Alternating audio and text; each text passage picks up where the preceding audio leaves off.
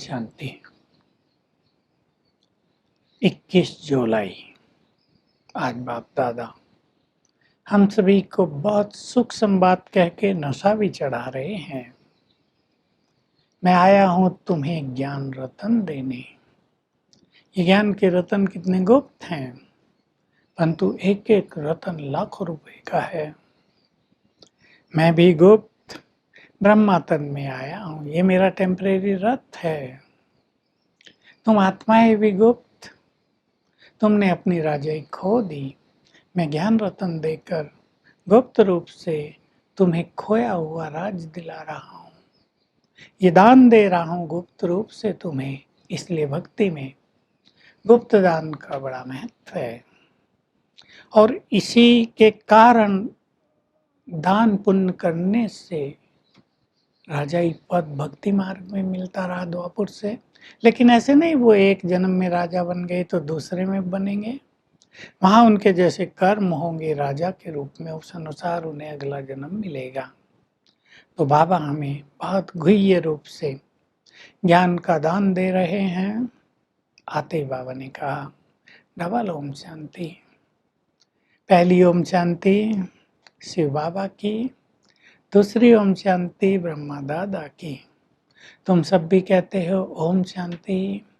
तुम्हारा भी स्वधर्म शांत है, तुम और हम दोनों शांति धाम के रहने वाले हैं, वहीं से पार्ट बजाने यहाँ आए हैं। तुम एक्टर हो।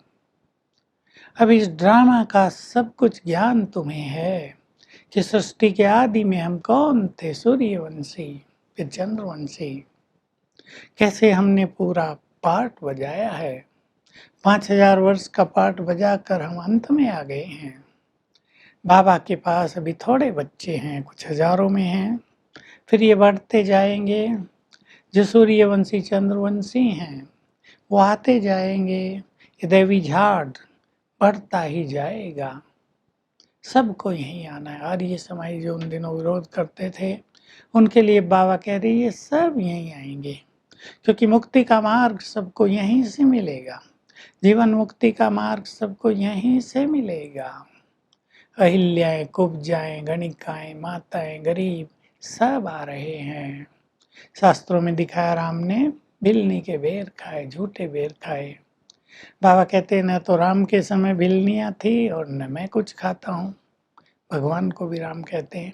हाँ, ये ब्रह्मा खा सकता है, मान लो भिलनियाँ गणिकाएं ज्ञान में आ जाएं और वो टोली लाए तो खाना ही पड़ेगा, क्योंकि अब वो पवित्र हो गई हैं। तुम सबका कल्याण करने वाले हो। गरीब बच्चों को, अहिल्याओं को, अबलाओं को बाबा क्या समझाते हैं, बस तुम मुझे याद करो, राजाई तुम्हारी। बाबा बड़ा सरल कर देते हैं। इतना तो सब कुछ सहज है ना। गरीब माताएं 8-10 रुपए भेज देती हैं, थोड़े चावल भेजती हैं। सुदामा का सुना है ना, तो चावल बहुत भेजती थी माताएं, 1-1 किलो, आधा-आधा किलो भोजन की सामग्री भेजा करती थी।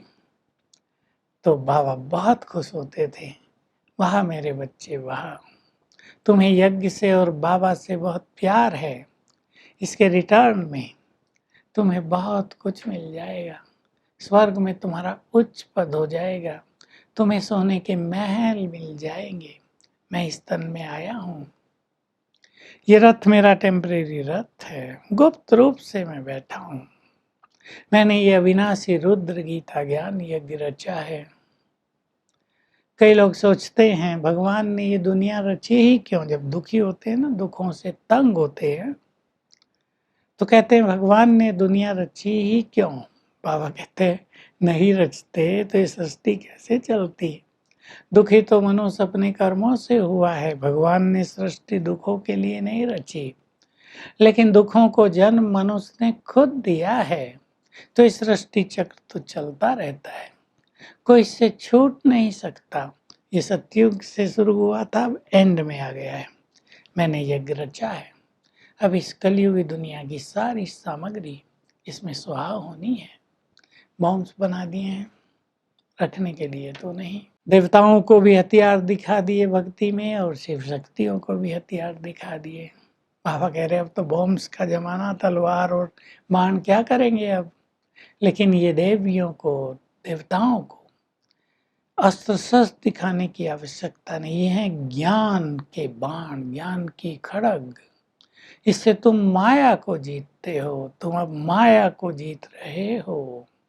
तो बाबा इस तरह की रूढ़ियां सुना रहे हैं कि देखो विनाश तो होना ही है, कल्प का अंत आ गया है, मैं अंत के समय ही आता हूँ, एक ही बार आता हूँ नई सृष्टि की स्थापना करने, तो पुरानी सृष्टि का विनाश तो कराना ही पड़ेगा ना।